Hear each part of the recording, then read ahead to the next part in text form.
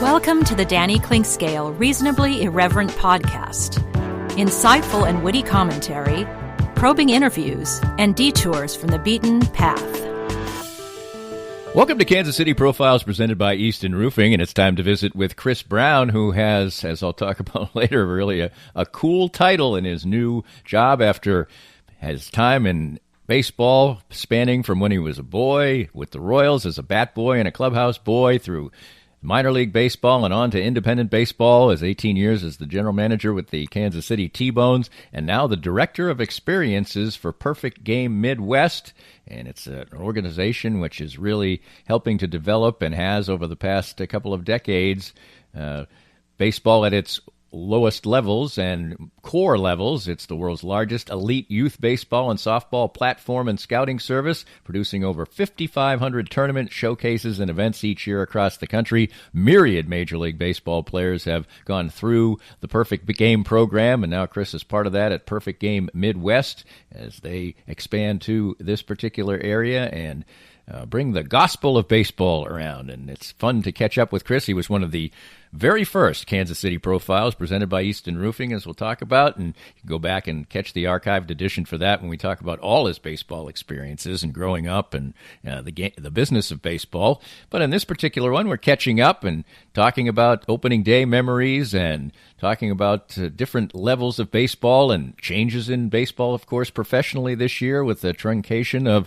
minor league baseball and its impact here in the future, the state of the game itself. It's a wide-ranging and always enjoyable conversation about the great game of baseball with a baseball lifer, a man who has done, as I said, just about everything at every level and continues to do it, and kind of coming full circle with Perfect Game Midwest, our Kansas City Profile, presented by Easton Roofing, Chris Browne, and it gets rolling up next. More of Danny's Reasonably Irreverent podcast after this. I'm here with Joe Spiker, owner of Easton Roofing, and boy, we had to negotiate a million things in 2020, but Easton Roofing navigated them all. As 2021 rolls out, what should we expect this coming storm season? Well, Danny, it'll be the same thing as it is every year. The storms come, and you've got the guys out knocking on doors, offering quote-unquote free inspections. Be wary as a homeowner. If somebody's knocking on your door, they probably need the work, and if they need the work that bad, they may be willing to do something untoward to get it. So if somebody knocks on your door, says they want to give you a free inspection, just tell them have a great day and give us a call. We'll come out for free and give you a good, honest opinion as to whether or not you need to do anything at all with your roof. And what's the best way to get in touch with Easton Roofing? You can always find us online at eastonroofing.com or give us a call at 913-257-5426. Easton Roofing. Integrity matters. Cinematic Visions has been an affordable solution for professional media production in Kansas City since 2003, offering award-winning video production and creation, as well as a wide array of digital and social media management services. From planning, scripting, filming, editing, and post-production, to delivering your product to a watching world, Cinematic Visions will provide professional and affordable services for you and your business with the necessary return on investment to make it all worthwhile. Cinematic Vision's goal is to unlock the power of storytelling through video and a strong online presence for your company. Beyond the numbers, they want to inspire and evoke your clients to feel and act. Let my friends at Cinematic Visions embed your brand where it belongs, in your customers' minds. You can find them online at cinematicvisions.com or with a quick phone call at 816-600-6300. It's time to visit once again with Dr. Brad Woodle of Advanced Sports and Family Chiropractic and Acupuncture. And Dr. Brad, your group has reached a significant milestone in receiving a prestigious award. Danny, we've been honored for the 10th year in a row to receive the 5-Star Service Award from Integrity Doctors. And what this means is that all of our offices throughout Kansas City have made sure to give people excellent chiropractic and acupuncture care, be on time, and do a very complete and thorough job, and have great responses back from patients. I know firsthand because I was just treated, for instance, today by you. You have a wide range of fantastic services. Absolutely. Chiropractic, acupuncture, physiotherapies, rehab, anything that you need to keep you well in bones, muscles, joints, and nerves. And I can't say how much it's benefited me in the time I've coming here, upwards of 2 years. My back has improved 100%. And you can have that same kind of treatment too. For more information and your chance for a healthier way of life, visit asfca.com/Danny today. I'm here with David Schmidt from Private Capital. And David, tell us more about your outstanding firm. Thanks, Danny. Here at Private Capital, we focus on return on asset. In today's world, it is survival of the fittest. We look at things from all angles and try to figure out what works best for you. The changes we will see this next year on assets will be monumental. The key to success is knowledge. Know where you want to go, and we'll be here along the way. To find out more, give us a call at 816-221-7775. David Schmidt from Private Capital with the best service for you. If you'd like to join these and other great sponsors and market your business to a growing and engaged audience, contact us at danny@dannyclinkscale.com. Look forward to hearing from you.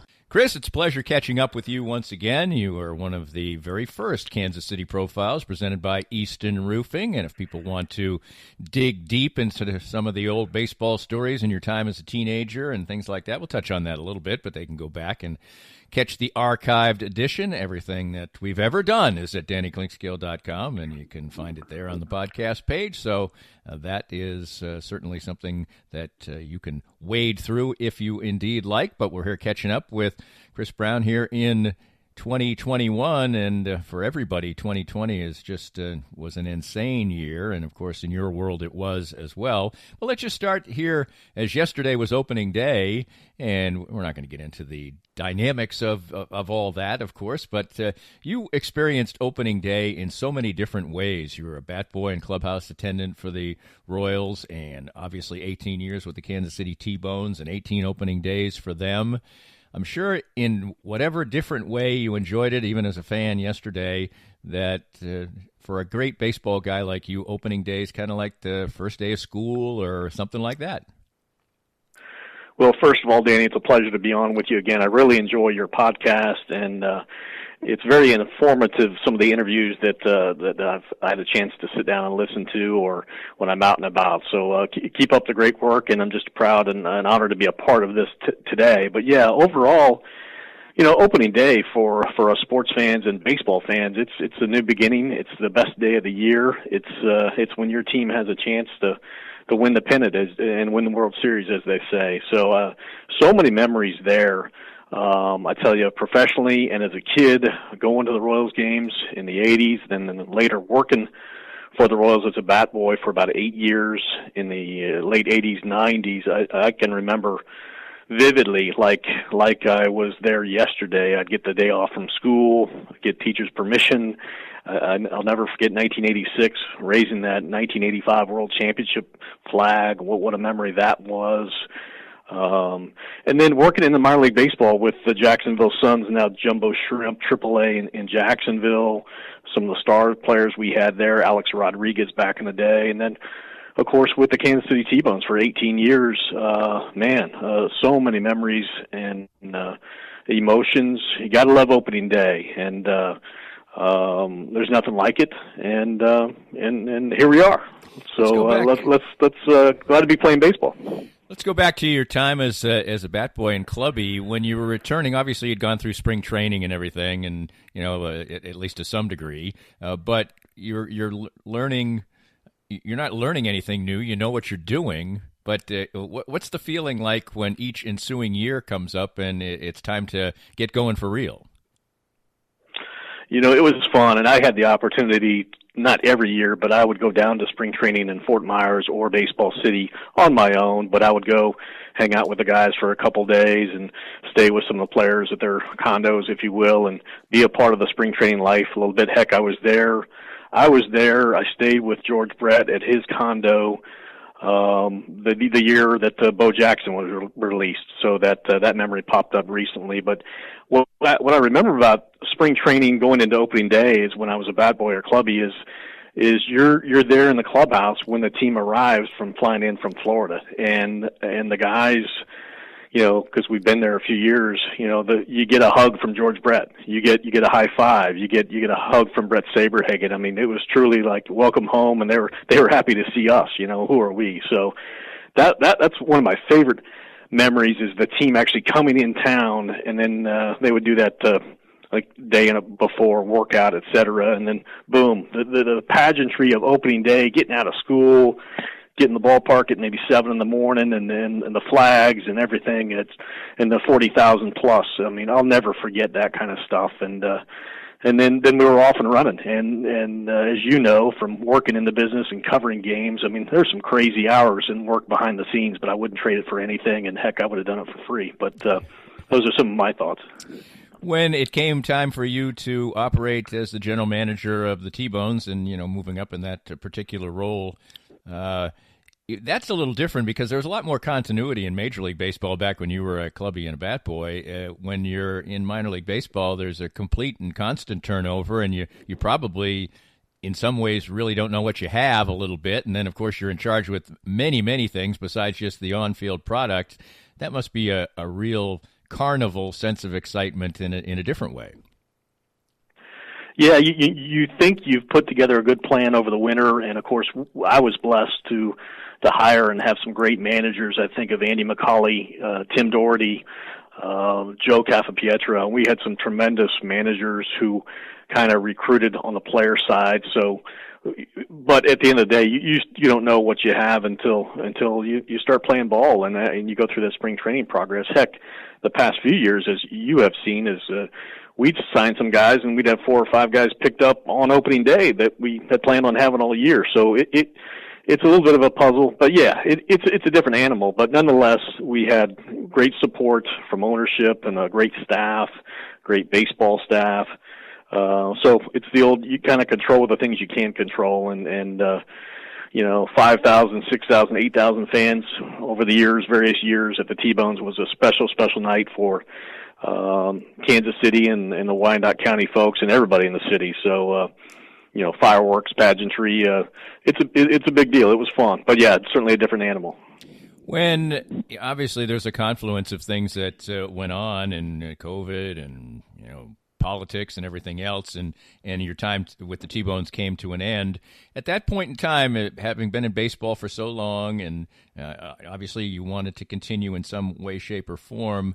What was that like to have one chapter end, and then you're thinking about what the next chapter is going to entail? Heck, I did it a couple of years ago, so I know how that goes. But what is that like, especially when you've been somewhere? Coincidentally, I was at Sports Radio 810 for 18 years. You were with the T-Bones for 18 years, and then it's time to sort of look around and decide what the next chapter is going to be. Yeah, that's what a coincidence. 18 years, Danny. I tell you, as you know, and many people know, I was the first hire in August of 2002 by the T-Bones ownership, and was the last man standing, if you will. And then COVID comes and brings a change in minor league baseball. Our season was canceled, as was minor league baseball, and with that, a lot of cuts were made and decisions, and COVID has affected people in many different ways. So yeah, it was, I tell you, personally unfortunate that COVID caused a change, but at the end of the day, respectfully and in the right way, I hold my head high. We accomplished so many things, and we provided some championship baseball for the city. We helped promote some young guys to the big leagues and big league organizations. Very proud of our staff, the young interns and the young staffers who have now moved on, and they're with the Kansas City Royals, the Chiefs, T-Mobile Center, Kansas Speedway, St. Louis Cardinals, the radio voice, Tommy Thrall, the radio voice of the Cincinnati Reds, who replaced a Hall of Famer. So there's so many success stories there that at the end of the day, I hold my head high that we did some good things, and now it's time for a new chapter. And I was blessed and lucky enough that at about the same time that an opportunity presented itself to me, and we began talking in the fall about this launch here in January, and so I'm still in the game, and look forward to 2021. We'll get to what you're approaching now, and of course there's a lot of learning curve there and things that are on the horizon. But just as somebody who's been in it, what do you think of the changes that Major League Baseball is making with minor league baseball and the effect it will? You were in independent baseball all this time, not affiliated baseball. But what do you think the overall effect is going to be as far as the health of baseball below the major league level? Well, that's a good question, Danny, and I think it's somewhat to be determined. But I will say another thing that I was proud to be involved in is, since we could not play last year at the minor league level with the T-Bones, I was directly involved in the negotiations to help bring the Royals over and use our facility, beautiful facility, for their alternate site. And where I'm going is I had some great opportunities to spend time with J.J. Piccolo, Scott Sharp, Brian Poldberg, many others on their staff. I can't say what a class organization, class team they were, and their players to us and our groundskeeper. But they were uncertain of where it was going, and they had some ideas that here's what it's looking like. Boy, this is going to be some changes. And I know that, and hopefully I'm not speaking out of school, but Dayton Moore and the Royals they really believe in minor league baseball. Mm-hmm. They need to develop players. They need more places. They need the right opportunity. Heck, I had a conversation with George Brett visited our facility last summer to observe the Royals, and it's kind of funny because of the tier 1, tier 2 Royals and contact and COVID. The Royals just said, hey, just call Chris Browne. He'll get you in, and you can watch up from suite or something like that. But I had a chance to talk with him about it. And, he said the thing about developing players is you want them playing in Idaho or in small town in New Jersey in front of, 1,200 fans. You want that experience. You don't want to try to develop players in an empty stadium in Arizona or Florida. They need the fans. So, and obviously COVID, that was different reasons for that. But my point is I think they really wanted more teams, and I don't know if they were excited about the change, but it is what it is, if that makes sense. Yeah, it does. And in some regards, obviously there's great stories of people from independent baseball and low affiliated baseball and, dream stories, but you can somewhat see it from a business standpoint for baseball. They were operating and not really providing tremendous compensation, obviously, but there were a whole bunch of ball players who were never going to play in the major leagues, and they had to be there to provide somebody for the actual prospects to play against, as it were. Did you somewhat see it from the baseball standpoint, and were we just operating in an area of somewhat of romance? I love the minor leagues, and I love the various tiers and everything else. And I broadcast in short season A baseball for several years. But when somebody from the outside, and maybe this is part of the reason, would probably look at it and say, "That's pretty wasteful what you're doing there." Can you see that part of it? I can see it. I guess I can hear it. Am I going to digest it and believe it? I don't know if you're going to sell me on that. Right. But I'm not trying to sell you. Believe me, I'm not. Yeah. But I'm like you. I was so proud to be involved in minor league baseball, and just a big believer in it. From all the levels, and you're exactly right. You need, Bobby Witt needs to play against some other competition. You got to field a team out there. It's not going to be all prospects. You need. That's how you develop players. Boy, the change, I don't know, and some of the rules and the things they're doing, I don't know yet. But sometimes over time we'll figure this out, I guess. But losing minor league teams and losing cities in across America, I don't think is a good thing, in my opinion. And let alone the facilities that'll go dark, the young professionals that will not have jobs in the game anymore, and right. Let alone those that lost their jobs by COVID. But now to lose it just because of contraction is certainly an adjustment, and it's hard to swallow. More of Danny's Reasonably Irreverent podcast after this. The bitter cold snap in February was just another intense reminder of how important it is to have a quality heating and cooling company on your side. That's why you need to know about my friends at Dillon's Heating and Cooling.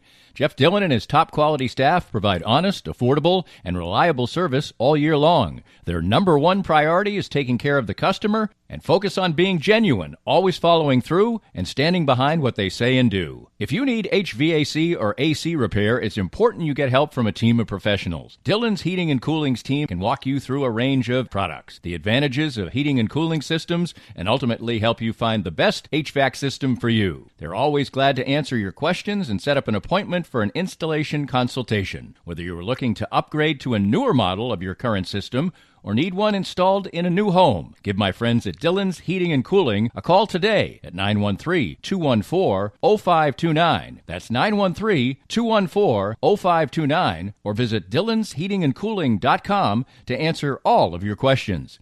Dillon's Heating and Cooling. Their slogan is their goal, always treating you like family. Right now, it's more important than ever to support local businesses, and 23rd Street Brewery in Lawrence is open and ready to take care of you. Make 23rd Street Brewery part of your KU game day experience, whether you watch the game there or grab curbside pickup for your tailgates or watch parties. But not just game days, 23rd Street Brewery is great any day of the week, and when the weather's nice, you can take advantage of their heaters on the patio. 23rd Street Brewery is open daily from 11:30 to 9 for dine-in, carry-out, curbside pickup, and can even help with your catering needs. So support local and visit a Lawrence favorite, 23rd Street Brewery. Firsthand, I have enjoyed the benefits of the CBD products from Canaway. My back feels better and better these days, as a major part of my routine are the pain-relieving salve and the Pure Gold oil. And recently, I had the pleasure of a treatment session using the Canaway CBD in conjunction with the Microlight 830 cold laser. The non-invasive treatment session worked wonders, and I could barely tell I was even being touched. TML 830 is the first 3B cold laser to get FDA approval, and in addition, the combination treatment with CBD is patent pending. The new Smart Laser is the only hands-free cold laser in the world and is used by athletic trainers, chiropractors, MDs, physical therapists, and veterinarians everywhere. You can learn more about all the great benefits from the complete line of Canaway CBD products by contacting my friend Sherry McCants at 515-208-6312. That's 515-208-6312 to get outstanding information about Canaway. I'm here with Tim Emerson, the owner of Emerson & Company. And Tim, give us an idea of the range of services that you provide from Emerson & Company. At Emerson & Company, we do credit card processing, payroll services. We do bookkeeping, merchant accounts like point-of-sale systems. What would you say differentiates you from other companies in the field, and what makes you special? I think what makes us unique is that we're a small local business making regional decisions on companies. We create a profile for the business and then put it out to our different vendors in a very competitive environment and tailor those needs to the specific business, which usually ends up in a great fit or great result for the company. And, of course, the idea is to save money, right? Save money, and actually sometimes I'm surprised where actually a solution that may cost a little bit more ultimately does save money, but we're not conditioned to think like that sometimes. Emerson & Company. Check them out at emerson-co.com or call them at 816-360-9092. If you'd like to join these and other great sponsors and market your business to a growing and engaged audience, contact us at Danny@DannyKlinkScale.com. Look forward to hearing from you. Our guest is Chris Browne. He's been in baseball his entire life and has done just about everything you can do in baseball, and now he's moving on to do something different with Perfect Game Midwest, and this is an organization that, does a lot of baseball tournaments, provides opportunity, and obviously now Perfect Game Midwest is part of that umbrella. Just talk a little bit about how the process went for you to go in that direction, and this is a company and a business that really provides opportunity and really grows the game at its core level. Yeah, no doubt, Danny. Perfect Game as a whole, and now Perfect Game Midwest, is the world's largest and most comprehensive scouting organization. They've had almost 1,500 Major League Baseball players come through their system. They've had almost 13,000 MLB draft selections by kids that come through the program. And I'm talking about, Bryce Harper, Manny Machado, Cody Bellinger, Mike Trout, Garrett Cole, Freddie Freeman, Eric Hosmer, you name it, has come through the Perfect Game program, that system. And if you look at Robert Moore, the success he's having at Arkansas right now, Dayton Moore's son, he came through Perfect Game. So the ability to help launch this brand in Kansas City and in the Midwest was very exciting, and that's something we're in the midst of right now. And it's a great organization that's got some great scouting initiatives, got some technology initiatives that we're going to break out as well via Diamond Cast. It's an elite baseball brand, and you're going to see a lot more here in the future. But long story short, the local president, CEO of the company is a guy by the name of Jeremy McDowell, and we've worked with Jeremy and his group, MSP, for years at the T-Bones with pro softball series, other opening ceremonies and events around town. So there was a relationship there, and when an opportunity, a couple positions opened up, the doors opened. So, but overall, big picture, look forward to expansion here in Kansas City and the Midwest, and you're going to see, and maybe we'll talk further, but they're going to see a couple big announcements here shortly that are going to be huge in the Kansas City area. Describe what the challenges are in doing this. Obviously, anything costs money, and operating elite youth baseball and softball programs is something that is a challenge. What would you describe as the state of young American baseball right now? I think for a while there was some struggles there, and that's where you'd see the domination of the Latin American player come in. But it seems like over the last maybe decade or so, we are seeing a lot of great young American ball players once again. Is it sort of the result of programs like this? I think so. And again, Perfect Game overall was developed and founded by Jerry Ford in Iowa. And I think what we're trying to do is you hear Dayton Moore talk about it, and it's kind of the slogan of Perfect Game is we're trying to grow the game, get more kids playing baseball again at a high level, and doing it for the right reasons, for the why and for the families and in the right way. So it's good to see. We want to get more kids playing baseball again, and that's our goal and focus to help launch this here in Kansas City and in the Midwest. I think you have maybe the coolest title of job that I've ever run across. If you had decided to walk up to somebody and say, "Hi, I'm Chris Browne, Director of Experiences," I mean, you didn't make it up, but that's a pretty cool title and a pretty broad title. Well, yes, it's pretty broad for sure. But heck, it takes a team of many folks here to pull off what we do, from sales and marketing and culture and customer care, operations, logistics, scheduling, you name it, communication. So if you had a good time, I guess I'll be the experiences guy. If you didn't, well, then we'll talk about that later. But no, in all seriousness, it's a big position, and but as a group and as a team, we've got a great organization, and it takes all hands. Let's talk. Get a couple thoughts about the game of baseball right now, and I think that baseball is. You hear the comments of Theo Epstein and talking about getting the ball in play more and doing things to create more action, as we've seen more and more that we get. The baseball has become taking a lot of pitches, trying to work a count, lifting the ball in the air, doing a lot of the things, for instance, that the Royals didn't do when they won the World Series. And baseball now is apparently dialed back the baseball itself. Where do you think the health of the game is right now? Is baseball, the National Football League, and sometimes very much to my chagrin, it's just a 365, 24/7 monolith that you're just not going to compete with. And so thinking that you are, I think, is probably a fool's errand. But baseball still is, at the very least, maybe 1A, 1B as far as the sport is concerned. But what do you think about the state of the game right now? Well, I certainly agree with your comment on the National Football League, and boy, it is a 365 day of the year talking point, if you will.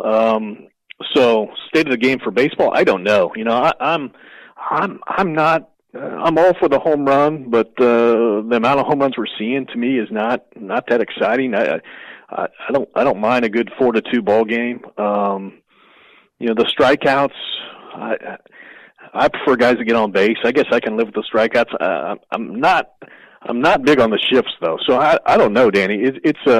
It's certainly in a transition. I don't know what your thoughts are as far as expanded playoffs. I think that that probably helps teams and markets obviously stay in the race and build interest in your community and build ticket sales. I just hope they don't get too far out there. Heck, I can remember as a young child, my son's age, growing up, the Royals, as you know this, from 75 to 1990, they finished in first or second place every year but one. And if they had expanded playoffs, they would have been in the playoffs every single year. So I get upset at that. Maybe it's my old guy talking here, but I feel like they were cheated. They should have been in the playoffs. 2 games out, second place, you win 90-something games, you don't even get in. But nowadays there's 10 or 12 playoff teams. I don't know. I think it's a game in transition. It's a beautiful game. It's a wonderful game. It's a great place. It's a game where you can, at any age, have memories and create memories. So it's a game in transition, in my opinion. How about that? Do you feel like that that maybe baseball has a real opportunity here? It's a summer sport. You go to the game and you sit outside. I'm talking really about all levels. And people really have a pent-up desire to do things like this. And maybe this is a perfect time, talking about perfect game here, but a perfect time for baseball to really maybe recapture the fans a little bit, because other sports are either played, in football's case, a lot of times when the weather's not great, or indoors. And baseball is played outdoors, and on a July summer night, I mean, there's nothing really more enjoyable to me but than to go out and watch any kind of a baseball game. And this is a real opportunity right now, I think, for baseball. I agree, Danny. I think so, and I think people are ready to get out and do things, and I think baseball is the perfect sport to launch this. And when I say get out and do things, I'm not going to get anywhere politically involved there. I just think that I think the timing could be right. People want to go out and enjoy baseball again. They want to see the Royals. They want to see their favorite team, and they want to be outside. They want to be with others. So it is the right time, and I think we're heading in the right direction there. I think that'll be it should be, people are ready. Let's go. And to wrap things up, your level of excitement, I think, must be great, because you're going to be seeing people participating in baseball in its purest form. Now, that certainly there was a real aspect of that to the T-Bones, because these are guys who were still, living a dream, as it were, and maybe a long shot dream. But you're talking about even younger players whose eyes are wide open and are enjoying the game for what it is. That must be gratifying. It really is. It really is, especially now, as I mentioned, I've got a son that's is 13 years old, and he'll be involved in Perfect Game, and and now for me, it's about him. It's his turn, and it's about families. It's about playing the game for the why and doing the right things for the right reasons. It should be at its purest form, and to be involved in helping create some memories and experiences and platforms is it's pretty exciting, and so for me, I've been at all levels now, so maybe there's a rhyme or reason or for why I've come full circle, but I look forward to seeing my son play in Perfect Game, and many other kids and moms and dads and the aunts and uncles around the country and Midwest cherishing some smiles and memories. This podcast was made possible by our great sponsors like Easton Roofing, the presenting sponsor of Kansas City Profiles at the Danny Kling Scale Reasonably Irreverent podcast. Easton Roofing, where integrity matters. We hope you enjoyed the latest Danny Kling Scale Reasonably Irreverent podcast.